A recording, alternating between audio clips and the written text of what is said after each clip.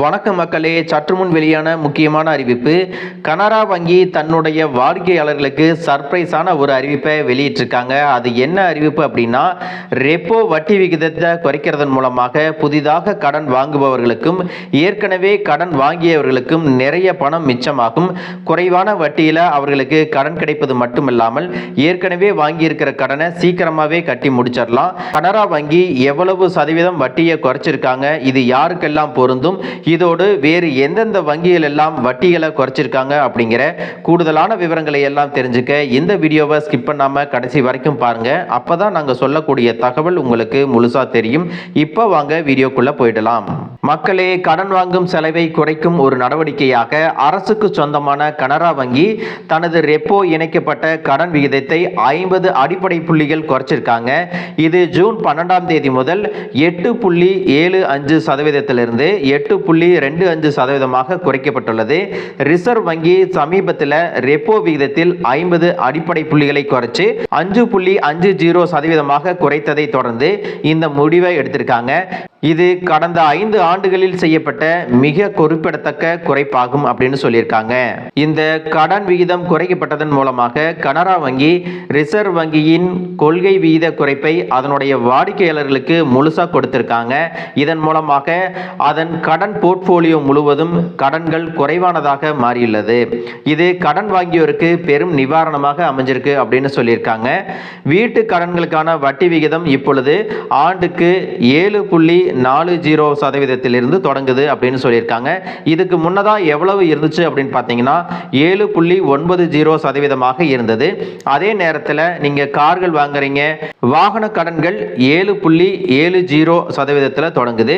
இது 8.20% குறைக்கப்பட்டிருக்கிறதா சொல்லியிருக்காங்க.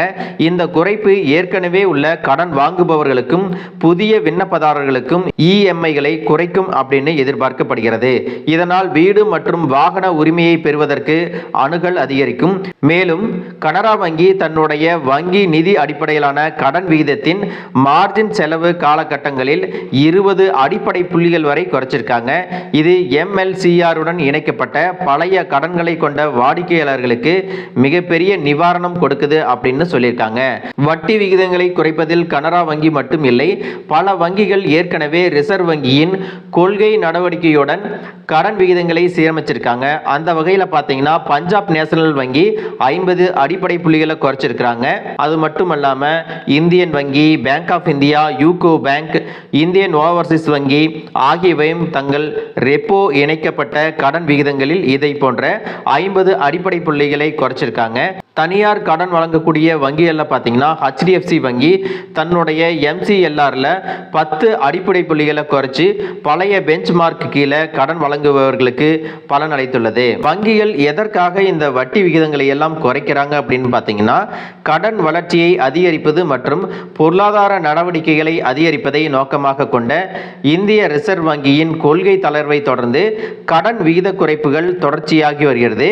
கடன் வாங்குவதை மிகவும் மலிவு விலையில் மாற்றுவதன் மூலமாக வங்கிகள் வீட்டு வசதி, ஆட்டோமொபைல் மற்றும் MSMEக்கள் போன்ற துறைகளில் தேவையை அதிகரிக்க இலக்கு வச்சிருக்காங்க.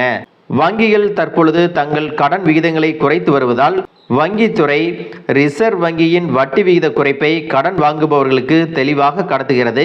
நுகர்வோருக்கு இது குறைந்த இஎம்ஐக்கள், அதிக மலிவு மற்றும் வீடுகள், வாகனங்கள் மற்றும் சிறு வணிகங்களில் முதலீடு செய்வதற்கான அதிக நன்மைகளை கொடுக்குது அப்படின்னு சொல்லியிருக்காங்க. தற்போதைய வட்டி விகித சுழற்சியை பயன்படுத்தி கொள்ள கடன் வாங்குபவர்